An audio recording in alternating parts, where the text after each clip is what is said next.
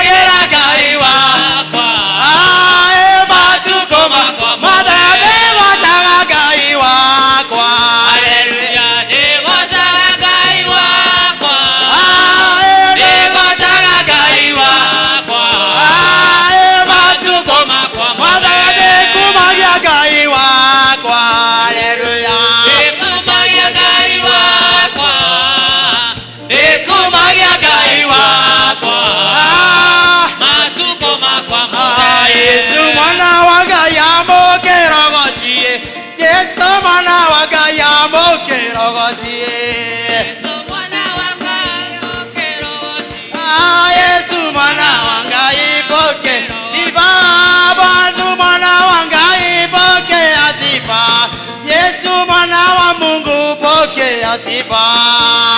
Mwana wa Mungu pokea sifa. Oh Yesu mwana wa Mungu pokea. Ninakuatia ngai wakwa, nikakuatia tata. Ngai wakwa, ninakuatia tata.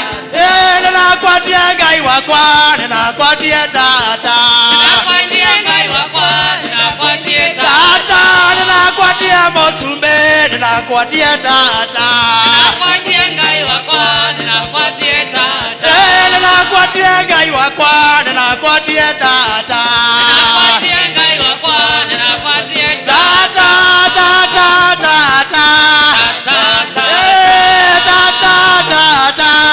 tata. Tata, tata. Ninakuatia mosumbe, ninakuatia tata. Ninakuatia ngai wakwa, ninakuatia tata. Tata, tata.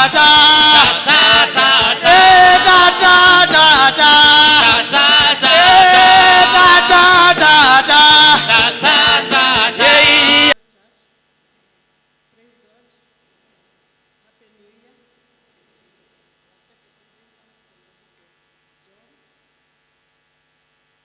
The Gospel according to John, chapter 1, verse 1 to 5.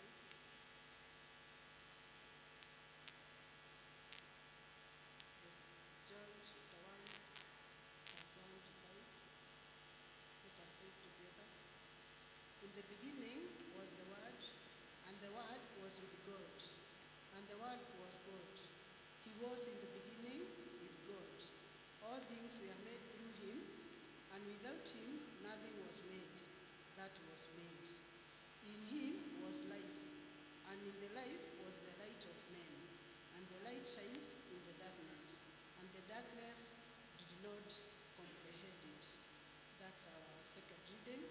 I was reading on Esther Bujil, blessed is my Lord, and the gospel continues.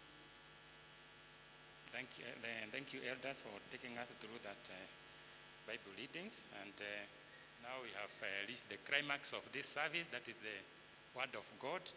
And we are going to raise up and sing the song number, it's called What a Friend We Have in Jesus. We know that. You know that song?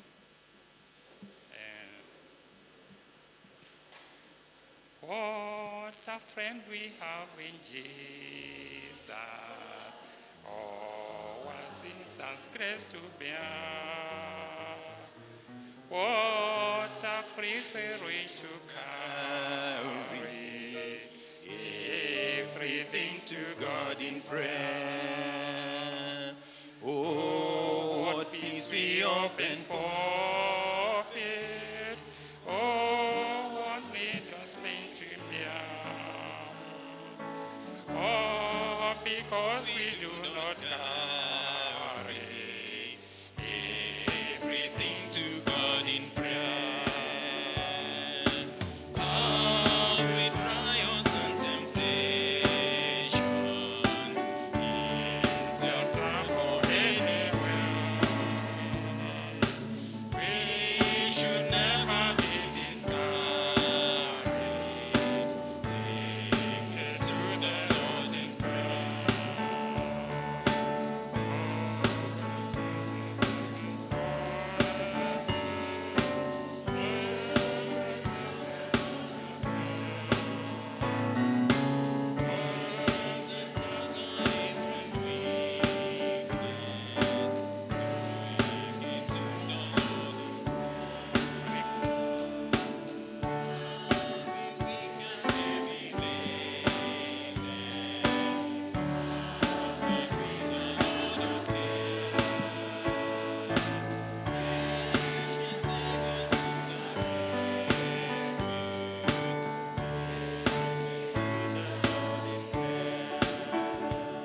Let us pray.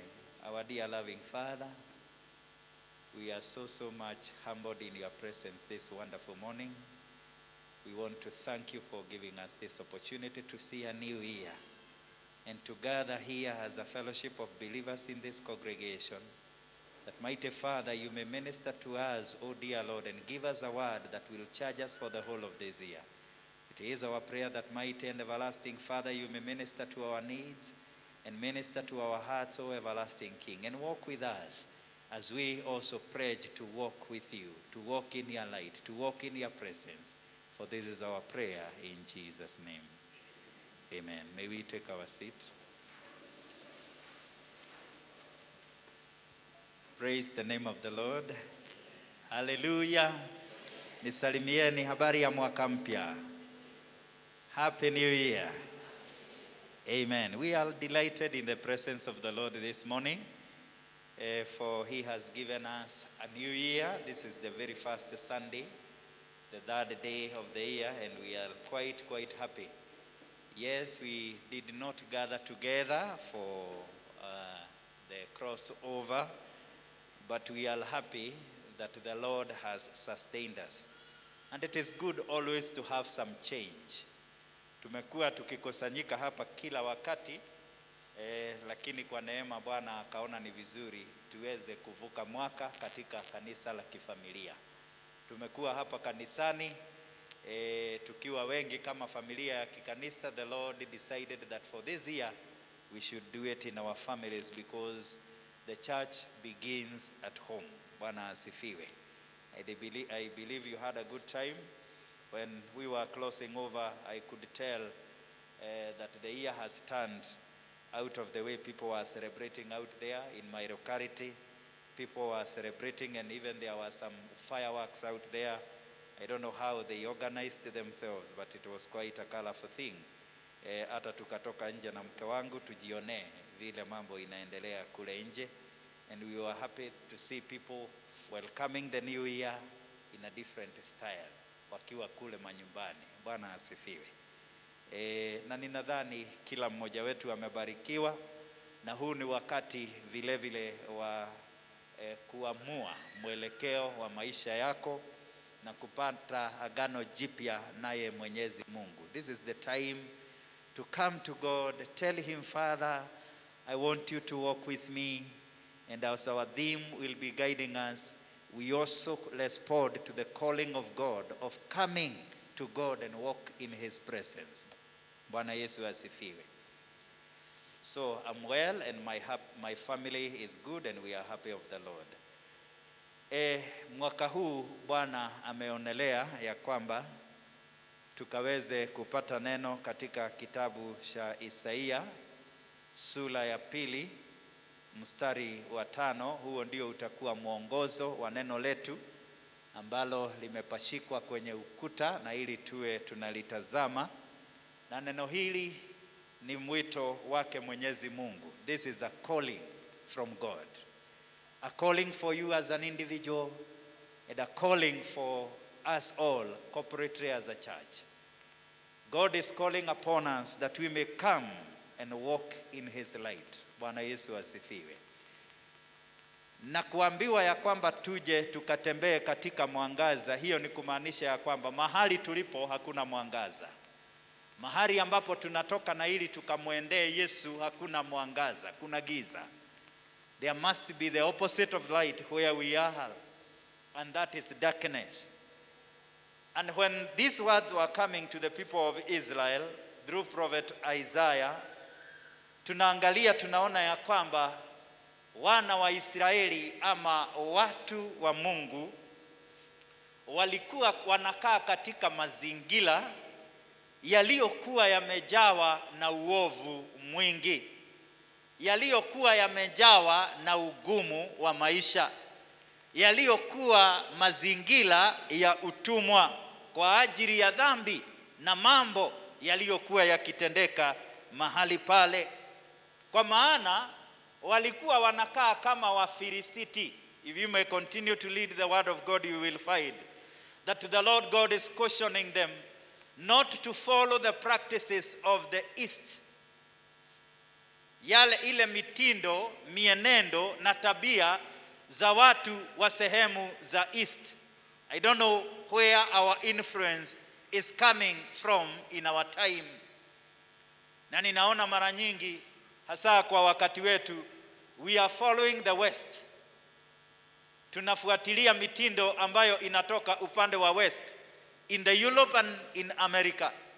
Na wakati ule the greatest influence in the time of Israel was coming from the east, kulingana na mitindo. Na dunia yote ama wakati ule mazingira ya wana wa Israeli yakawa yamejawa na idolatry, kuabudu kwa shetani ama kwa sanamu. They were worshiping idols. Walikuwa wanaenda katika mienendo ya wakati ule. They were copying some other people in the way they were doing. Kwa maana walikuwa wanakejeliwa ama wanaambiwa, wapi Mungu wenu ambaye hatuoni? Afadhali yule ambaye tunaona. Na wao wakitafuta Mungu wao wakati mwingine wanamkosa. And we find that most of them abandoned God and they followed the practices of other people to worship idols, the gods they could see. And that is why the Lord God was telling them, you are following idols, gods that do not have eyes. They cannot see. Gods that cannot speak. And I like it when you get to the book of Isaiah chapter 41. God is telling them through prophet Isaiah, I am the only God who reveals the things that are to come, the things in the future, yale mambo ambayo yataweza kufanyika katika siku za usoni, na ninatimiza kulingana na vile niliweza kuonyesha ama kureveal. Mimi ndiye Mungu. Akawaambia, I am the only God. Yes, you abandoned me, but tell me, miungu ile mingine ambayo mlikuwa mnaabudu yamewaonyesha mambo gani ambayo yanaweza fanyika? Kwa maana kulikuwa na manabii wa uongo waliokuwa wakijifanya kama wanafunduliwa mambo yanayoweza kukuja, lakini hayakuwa yanatendeka. We find the prophet through God through the words of prophet calling upon the people of God to return back to them, to come, that they may walk not in darkness but in the light of God. Na hapa tunaona ya kwamba mwelekeo ambao wanapewa, wanaambiwa chagueni kunifuata, chagueni na ili nikaweze kuelekeza maisha yenu. Choose that you may be influenced by the spiritual and godly things other than the worldly things. And God is telling them that if you choose to walk in the light, you will not be destroyed, for a time is coming for me to come in my justice, to destroy sin, to destroy the evil, to destroy darkness. I will come to destroy. And if you will not have walked in the light of God, you will be destroyed as I destroy sin, as I destroy evil, as I destroy darkness. Bwana Yesu asifiwe. Our God is calling us today. Our God is giving a call to you and me in this new year. That come, my dear son, come, my dear daughter, that you may walk in my presence, that you may walk in my right. Utembee katika mwangaza wangu. Na nikiangalia katika mazingira ya siku hizi, kwa uhakika mazingira yameshafuka. Mazingira na dunia ambayo tunaishi ndani yake imejawa na giza. Kuna giza nyingi katika dunia. And who knows, labda hata mambo mengine ambayo yanafanyika katika dunia siku ya leo ni ya kutufanya tukaweze kufunguka macho na ili tukaweze kumuona Bwana kama msaada pekee katika maisha yangu. That we may abandon all other desires, that we may abandon our practices, that we may look upon God and desire to walk in faith and desire not to be influenced by the worldly things and seek for God's guidance in our lives. The Lord is calling upon us today. Kwa maana ukiangalia dunia imechafuka, kumejawa na hali ya uovu. Ukiangalia kama eneo tunayoishi ndani yake, every other time every other place you find some liquor stores.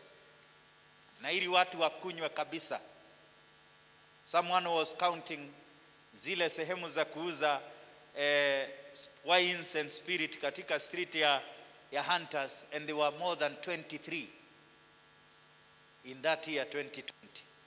23 centers katika eneo hili tu. Huo ni mwangaza ama ni giza?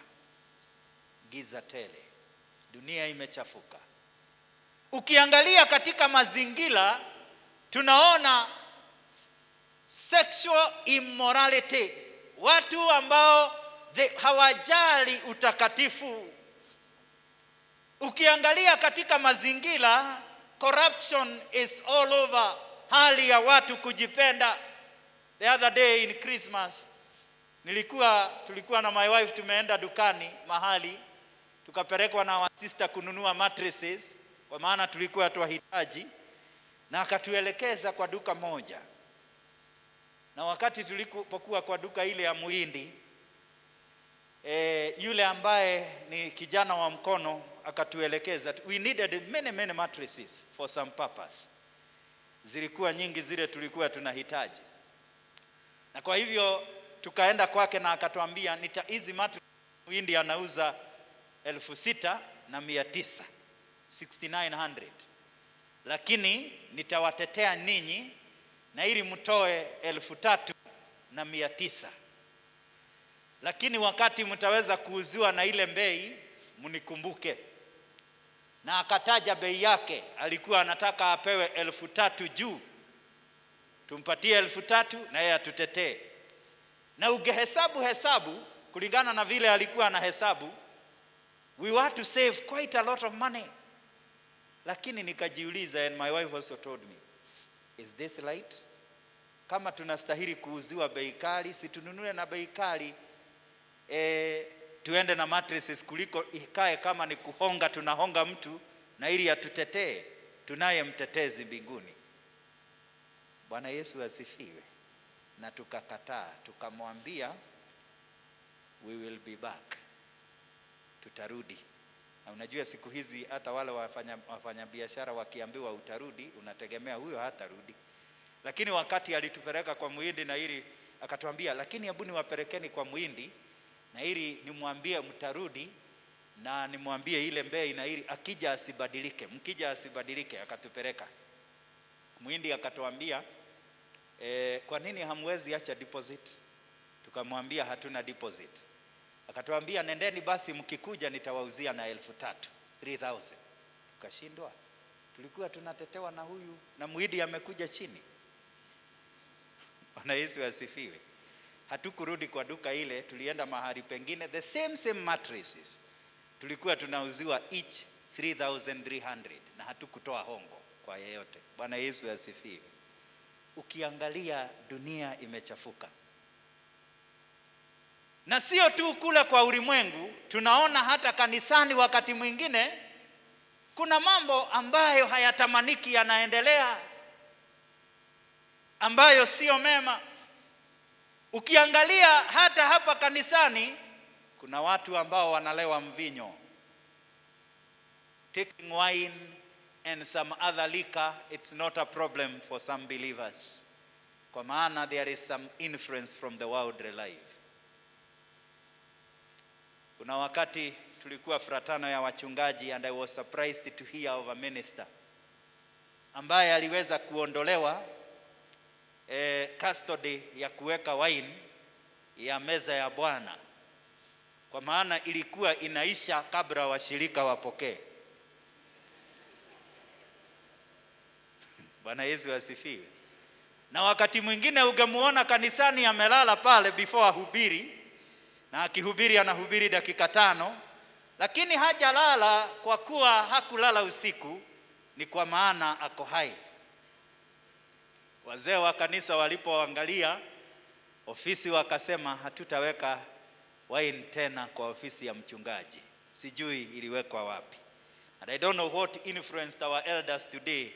Niliweza kuwapata wao ndio wanaweka wine, sijui ilifanyikaje. Bwana asifiwe sana. Mambo yanayofanyika hata kanisa siku ya leo mengine yanapotosha, ni mambo ambayo hayatamaniki. Kuna mchungaji mwingine, huyo sio wa kanisa la Kipresbiteri. In one of the presbyteries that I was serving, we had an issue in the forum of the ministers. We were meeting as pastors in the interdenominational minister fellowship. Na wakati tulipokuwa pale, we were handling a case. I was the chair of another pastor ambaye alikuwa anaokotwa barabarani kwa ulevi. Na yeye alikuwa anakunywa vilabu kule Mtwapa. Anakunywa vilabu. Washirika wake wanaitwa waje wamshukue. And we were worried about such a pastor who was standing before men and women, proclaiming the gospel. Anawaelekeza mbinguni. Kwa kweli hapo kuna mbinguni. The Lord God is calling us. Yes, you may not be a drunkard, but you need to evaluate your life. Jiangalie na ujitazame, na ili ukaweze kutoka kwenye giza ambayo ulio ndani yake. Tukitazama siku hizi, hasa katika nyakati zetu, tunaona hata mambo mengine yanafanyika kanisani. Shetani ameingilia kanisa na kuleta giza mahali pale. There was a time I heard of a testimony of a converted person from evil worship. Yeye mwenyewe alikuwa ameingia kanisani na alikuwa anaongoza hata pambio na huduma zingine mahali pale, lakini she was an agent of the devil. Alikuwa agent wa kishetani. Sijui kama mnaamini mambo kama haya. You know, there are some people who doesn't believe in such. Agent of the devil. Akija hapa hata katika kuhubiri kwake anahubiri. Akishukua maiki kama hii anaanza kuimbisha nyimbo za sifa na mtaimba mpaka mswete. But they may be agents. Wanawalushia mapepo na maroho ya kufanya msisikie neno. You are only entertaining yourself together as a fellowship, lakini ibada yenu haiendi mahali. And such people, they are gifted. Kwa maana shetani anashukua yule mtu ambaye aliye na kipawa cha Mungu na anamtumia vibaya. And I like God, for he revealed unto me ya kwamba yeye anatumia watakatifu, naye shetani anatumia wale ambao sio watakatifu. Na vile vile Mungu anaangamiza wale ambao sio watakatifu, wanatumiwa na muovu shetani. Those that are used by the devil, those that are evil, God destroys them. Lakini kuna watu wengine ambao shetani anadestroy. I want to capitalize on this. There are some people that the evil one destroys, ambao wako kwa giza. They may not be evil, no ni andu aria merigetwo. They are like Jagatha, you know. I don't know what we may call Jagatha in English. Wako hapo katikati, hawako kwenye ngozi, hawako kwenye nyama. Wako hapo katikati. Shetani anaharibu watu kama wale, anaangamiza watu kama wale. Na ni vizuri mpendo ukaweze kujiuliza, wewe ni chombo cha kutumiwa naye Mwenyezi Mungu, kwa maana uko mtakatifu. Na utakatifu wako sio kusema ya kwamba tangu utotoni haujafanya kosa, lakini utakatifu wako ni hali ya kutubu dhambi na kukata kauli ya kwamba utapitia katika mwanga wa Yesu. Bwana Yesu asifiwe. Ni vizuri kujiuliza kama wewe ni wale waovu, kwa maana kuna watu waovu, and people may not even tell that they are evil. There are even those that are in leadership, church leadership positions, but they are evil. There may be those that are saved, in quotes, but they are evil. They are just agents. Bwana Yesu asifiwe. Na niliwaambia wakati mwingine kuvalia nguo kama hii nikiwa mchungaji, that does not mean that the devil cannot use me. The devil can use even a pastor. Na ndipo inahitajika wewe mwenyewe ukakate kauli na useme ya kwamba sitatumiwa na muovu. Na di kweli guo muturire-ini tondu nderiguo ngoma ni akunyanaga. Na ndiposa Mungu anawashukia wale watu walio ni fugufugu. They are not hot neither cold, wako hapo katikati. The Lord is calling you today that you may walk in the light of God, that you may have an identity of Christ, that you may be known in the community that you are a child of God, that other people can testify because they see some light in you. Bwana Yesu asifiwe. Amen. Nikio mwathani erire andu ake thiini wa mbuku ya kuguuririo ati either muhiuhe kana muhore nigetha ndikamutue kuma kanwa-ini gakwa. Today let us choose to walk in the light of God. Bwana Yesu asifiwe. God is calling us today that we may walk in the light of God. And how does it mean for us walking in the light of God? God calling us to walk into the light of God is calling us to a life of holiness that comes with the obedience of the word of God. Wakati Bwana anasema kujeni mkaweze kutembea katika mwanga wangu, Bwana anakuita wewe ndugu na dada yangu, na ili ukatembee katika hali ya utakatifu na hali ya kutii neno lake. Lakini hauwezi kutii neno la Bwana kama haulijui. Na kwa hivyo kwa mwaka huu Bwana anatuita tukaweze kutafuta uso wake, tukaweze kutafuta utakatifu wake, tukaweze kuelewa jinsi vile yeye alivyo, tukaweze kutafuta neno lake Mwenyezi Mungu. Bwana asifiwe. That we may understand his will and how we should go in this life. That when people look at you, they will see a true image of Christ's teachings. Wakikuona na kukutazama, wataweza kuona mafunzo yake Kristo. Wataweza kuona Kristo ndani yako. Jambo la pili, when we are called to walk in the light of God, God is calling us to a life of faith and not religiosity. A life of faith. Maisha ya imani. You know, sometimes we confuse, and so many denominations today, they are confusing faith and religiosity. Hali ya religiousness. Unaona watu wanaenda kanisani na shetani amewaruhusu, endeni kanisani, endeni mkaimbe, endeni mkatoe sadaka na mkafanye mambo yale yote mnatoa, lakini amewanyima nafasi ya imani na wanajidanganya tunaenda mbinguni. Bwana Yesu asifiwe. Wanajidanganya tunaenda mbinguni. The Lord has not called you into religiosity, just attending church fellowship. And that is why the Bible is telling us that not all people who call upon me, Lord, Lord, will enter the kingdom of heaven. Mnadhani wakati Yesu Kristo alikuwa anasema maneno haya hakuwa anajua? He speaks the truth of the word.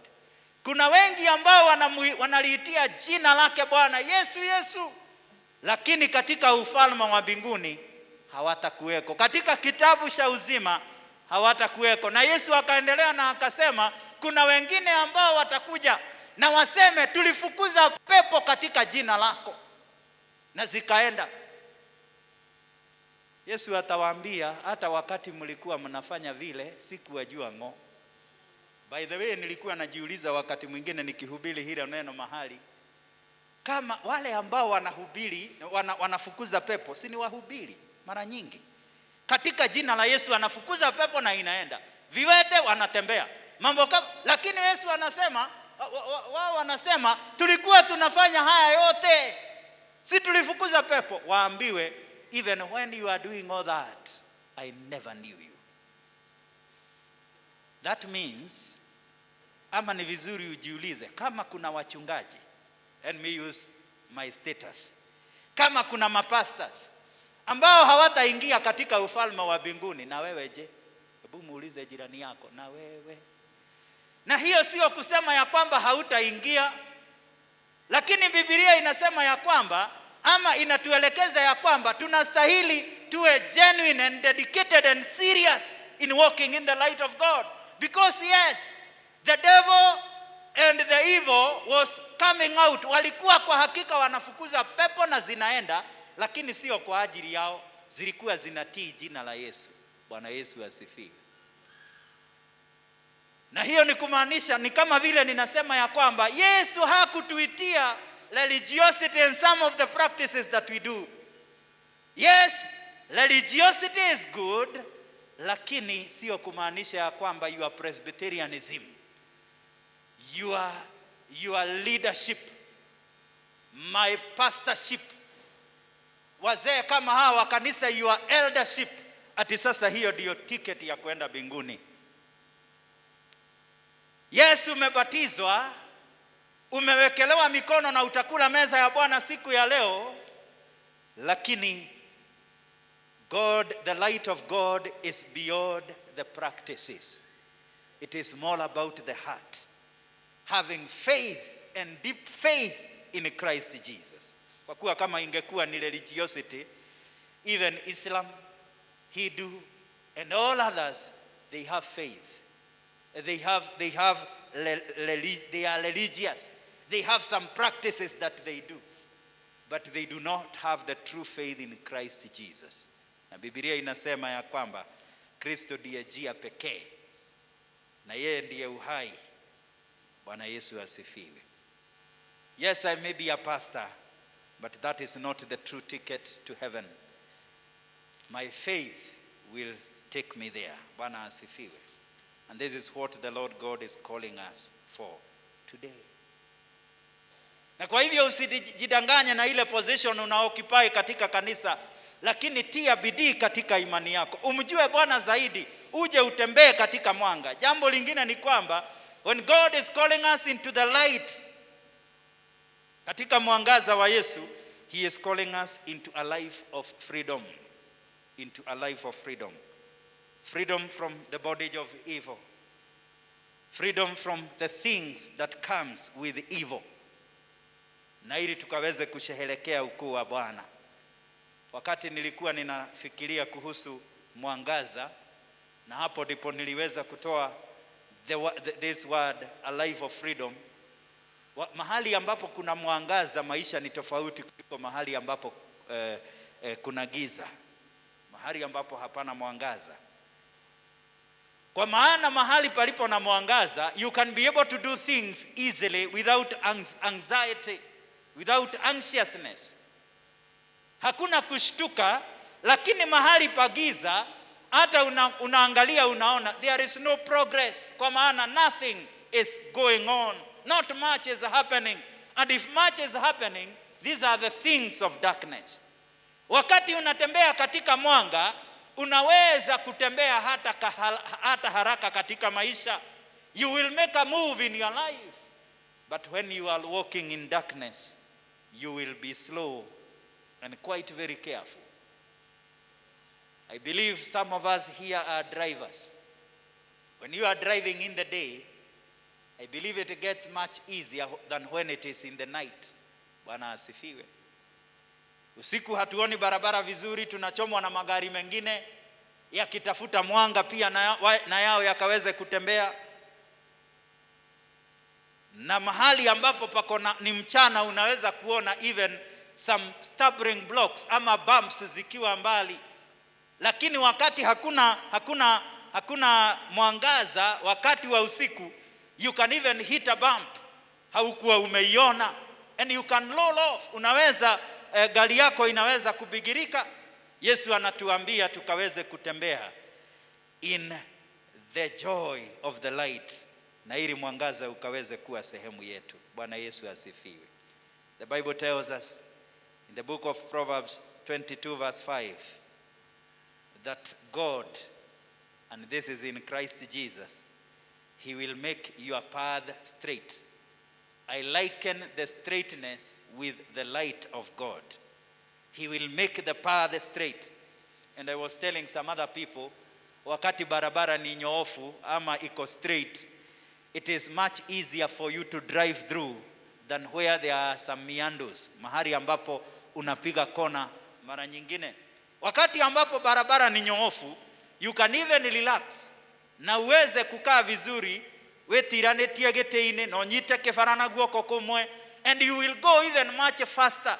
Lakini mahali ambapo kuna corners hapa na pale, you will find yourself on the steering and very keen, kwa maana ni lazima ushikilie steering vizuri, na pia unajikuta kila wakati mguu wako mmoja uko kwenye brake, na ili ya kwamba usikimbie sana. You cannot be quick in the corners, mahali ambapo kuna corners.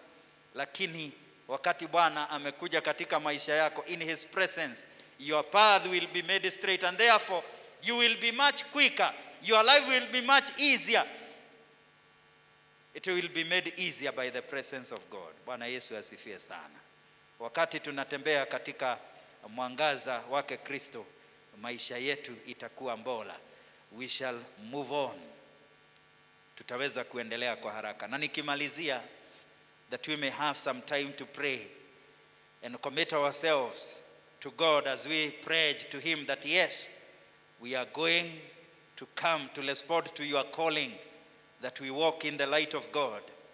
I'm also going to say something, and nitaongeza kitu moja ama mbili hapa, ya kwamba kuitwa kutembea katika mwangaza wake Kristo ni kuitwa katika uwepo wa Bwana. Ni kuitwa katika uwepo wa Bwana. God is calling us into his presence. Na wakati uko katika uwepo wa Bwana, maisha yako hayatakuwa vile tena. For this new year 2021, it is my plea to all of us that we may come into the presence of God, that we may walk with him, and our lives will never be the same again. Maisha yetu haitakuwa kama vile ilivyokuwa wakati huo mwingine. And this calls us for a total commitment into God, drawing closer to God than ever before. I'm not saying that we have not been in God. Tumekuwa hata kuokoka, tulikuwa tumeokoka, lakini inatubidi tukaweze kujifanya utafiti. Ufanye utafiti katika moyo wako na ujichunguze vyema, na mahali popote pale ungekuwa umekiuka na ukaenda kinyume na mapenzi ya Bwana, mwambie Bwana, nisamehe, lakini wakati huu I will be careful that I may please you with all that I do. Bwana Yesu asifiwe. Another thing is that the call to walk in the light of God is a call of restoration. Ni mwito wa urejesho. Ni mwito wa kurudi na kuenda kwake Bwana. Ni mwito wa kurejeshewa. Na kwa hivyo ni ombi langu ya kwamba katika mwaka huu wa 2021 we shall be restored. Na chochote kile ambacho Shetani ameweza kuchukua, tutarejeshewa. Bwana Yesu asifiwe. Tutarejeshwa sisi katika maisha yetu. God will restore us into wholeness, and all that has been lost shall be restored into our lives. This is the year of God's promises coming true into our lives. Bwana Yesu asifiwe. A call to walk in the light of God is a call of choosing God as Lord and Master. We have so many people who come to church, lakini bado hawajaweza kupeana maisha yao kwa Bwana. Wakati utakuwa ukisoma lile neno la Isaia 2:5, jione wewe mwenyewe na umuone Mungu mbele yako akikuita, kunja unifanye Bwana na Mwokozi wa maisha yako. See God calling upon you. There are some people walikuwa wameokoka, na hata wao wenyewe wanajua leo hawajaokoka, lakini wanaendelea katika ushirika, wanaendelea katika mitindo.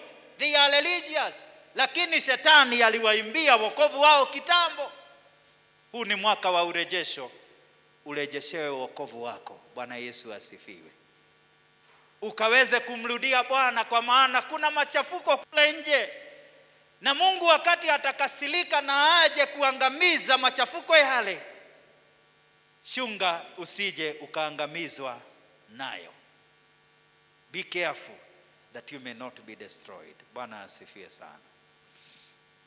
The call To walk in the light of God is a call to evaluate our lives, that we may ensure that we are not in darkness. We are not stumbling in darkness. Ujitazame wewe mwenyewe, na ili ya kwamba ukaweze kufanya kitu tunaita self evaluation. Jitazame kwa undani, na ili uhakikishe ya kwamba for sure there is no element of darkness in me. Maybe some other darkness are in form of thinking. Maybe some other darkness is in form of the way you talk. Some other darkness is in form of the way you do things. Some other darkness is about the things that you conspire against other people. Kuna watu ambao wako pale lakini wanafikiria mambo yasiyo bora kwa ajili ya wengine. Wanataka wazime taa za wengine na ili wengine wasije wakashamili. Wanataka warudishe wengine chini. Huu ni mwaka wa urejesho, na ili ujitafute na ujitazame. Kwa maana Mungu alikuita na ili ukaweze kuleta mwanga hata katika maisha ya wengine. May the Lord use you to become light in the life of other people as you walk in the light of God. Lakini ukitembea katika giza utakuwa wa kuzima taa za wale wengine, na utawafanya na wao pia wakatembee katika giza. The call to walk in the light of God, it is a call of healing. Ni mwito wa uponyaji. Bwana Yesu asifiwe. God is calling upon you to heal your life. Your life may have been with a lot of struggle. God is healing you if you walk in his light. Maana kuna wengine wanatamani sana Bwana akaweze kuwarejesha katika hali ya wema, lakini wanatembea wao wenyewe katika giza. The things that they do cannot attract God and his favor upon their lives. The call to walk in the light of God, it is for the healing. Kwa maana Bwana akija hata katika maisha yako wakati unatembea katika giza, the Bible tells us ya kwamba tutatembea katika moto lakini hatutashomeka, wala nguo zetu zikaweze kunuka moshi. Bwana Yesu asifiwe. Tutatembea katika maji mengi na mafuriko, lakini hatutaweza kumezwa na yale maji. We shall walk through. Bwana Yesu asifiwe. Yes, you may walk through sicknesses, but the healing of God will be your portion. I'm not telling you that hautagojeka homa, lakini hata wakati magonjwa yatakuja, you will be healed because you are in the presence of God. Even when struggle and challenges will come through your life in the year 2021, you shall overcome because you are in the light of God. Bwana Yesu asifiwe. In the light of God, there is transformation, there is healing. Na hakuna wakati utaweza kumezwa na mambo ya dunia. Bwana Yesu asifiwe. Ningetaka tusimame kwa dakika moja ama mbili, na ili tukaweze kupata agano naye Mwenyezi Mungu, na tukate kauli wapendwa ya kwamba katika huu mwaka wa 2021, may the Lord help us to walk in his light. Allow me to give you just 1 minute. Meditate that word in your heart. Meditate, fikiria lile neno katika moyo wako. Litazame, angalia uone jinsi vile linanenea maisha yako, na umwambie Bwana, kwa hakika Bwana, naomba nikaweze kutembea katika mwanga wako. Umeniita, you have called upon me that I may walk in your light. Baba wa mbinguni, naomba ukanipokee na ili nitembee katika huo mwangaza. Unirejeshe, that you may restore my life, that you may restore my good health, that you may restore my business, that you may restore and heal my family, that you may restore and heal my business, that you may restore and heal my life, that you may break me away from the bondage of evil, that I may live a life of freedom. Tell God, Father, I'm here and I'm ready to walk in your light. Tell God every other time, nikumbushe ewe Bwana ya kwamba nastahili kutembea katika mwanga wako, katika uwepo wako, na ili maisha yangu yakazidi kubadilishwa nawe katika jina la Yesu. Just commit yourself to God and pledge to him that for sure you will walk in his light katika jina la Yesu. Na ili atakapokuja kuangamiza uovu usije ukaangamizwa katika giza, katika jina la Yesu Kristo. Welcome God into your life. And if you are there, kama uko mahali pale na haujaweza kukubali mwito wa Yesu awe Bwana na Mwokozi wa maisha yako, nafasi ni yako hii. You can come down here to the altar, and the Lord God will deliver you, and the Lord God will receive you, and the Lord God will lead you into his light, katika jina la Yesu Kristo, katika jina la Yesu Kristo. Labda kuna mambo ya mitindo ambayo imekuwa imekufunga, unajikuta jambo hili haulipendi sana, lakini wajikuta unalifanya kila wakati kwa kuwa wajaribiwa na mwovu shetani.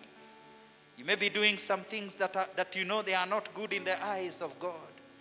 Tell God to forgive you and deliver you from that bondage of sin, from that bondage of darkness, in the mighty name of Jesus. That you may esteem holiness, that you may live a holy life in the presence of God, and the Lord God will continue to heal your life in Jesus' name.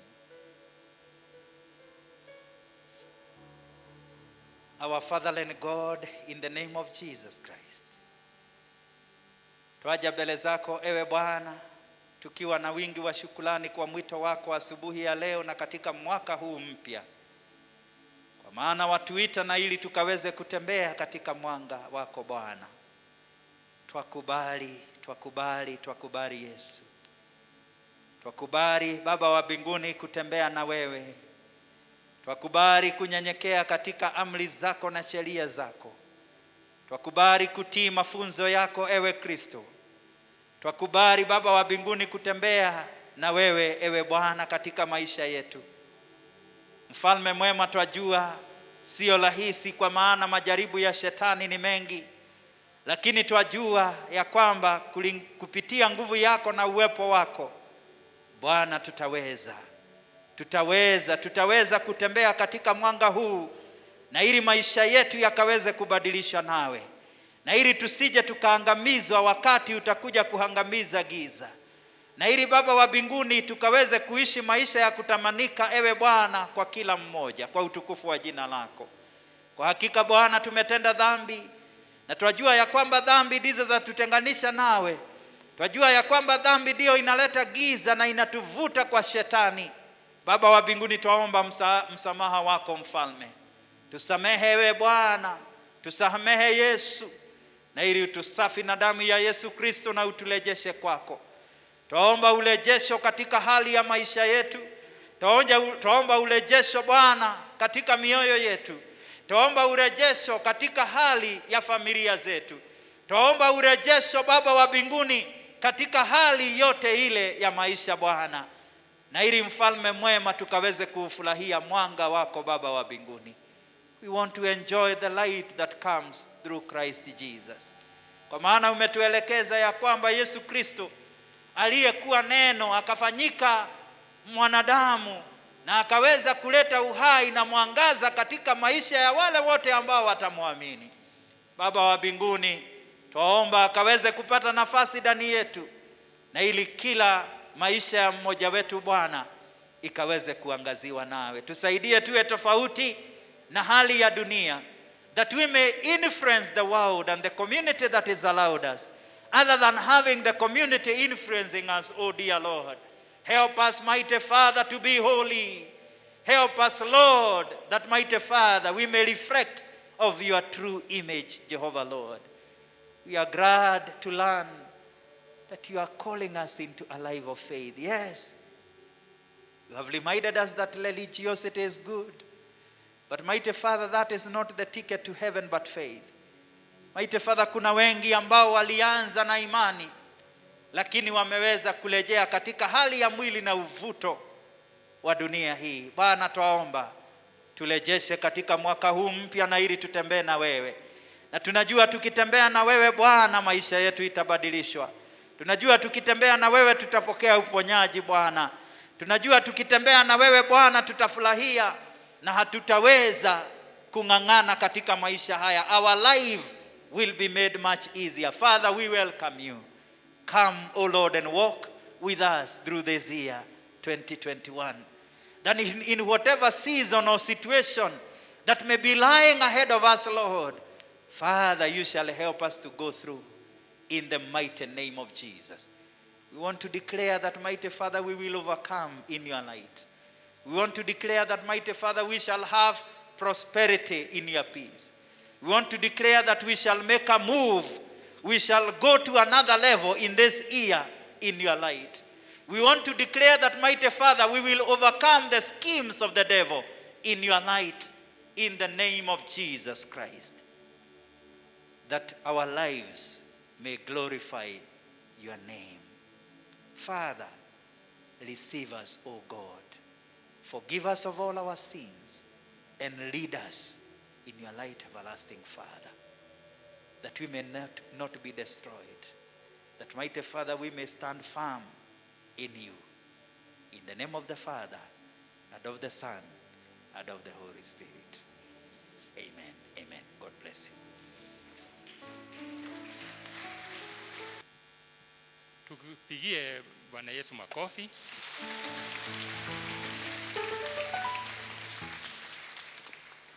Asanteni sana, tumeenda vizuri na tumeona Mungu.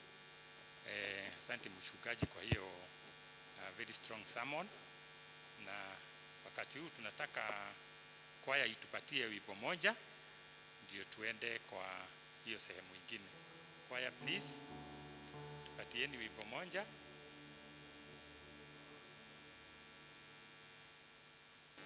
Sasa wapendwa, ninawakabidhi ninyi nyote katika uwepo wake Mwenyezi Mungu. Nuru ya Bwana na mwangaza wake ukaandamane pamoja nanyi mnapojitoa kutembea katika nuru ile, mnapotafuta utakatifu wake Mwenyezi Mungu, mnapojitoa kufuata amri zake kila wakati na kuepukana na uovu na dhambi, mnapojitoa na ili Bwana akaweze kuwatumia kwa ajili ya wengine waweze kuona nuru yake Kristo. Baraka zake Mwenyezi Mungu Baba, Mwana na Roho Mtakatifu siwe nanyi na zidumu kwenu. Ziandamane na nyinyi katika mwaka huu wote mkitembea katika nuru yake Bwana. Ziandamane na nyinyi katika familia zenu. Ziandamane nanyi katika maisha yenu na kazi zenu.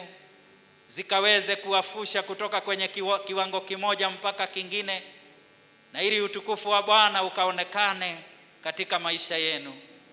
Mwaka huu ukaweze kuwa wa kipekee kuliko miaka ingine yote. Utakuwa ni mwaka wa kumbukumbu ya kwamba ushindi wa Bwana umeweza kuonekana katika maisha yenu na ahadi zake zimetimia. Mjawe na furaha mahali popote mtakuwa, na ukuu wa Bwana ukaonekane na kila mmoja wenu. Amani ya Bwana ipitao ufahamu wa mwanadamu iwe juu ya kila mmoja wenu sasa na hata milele. Thank you for your promise. Thank you for your faith.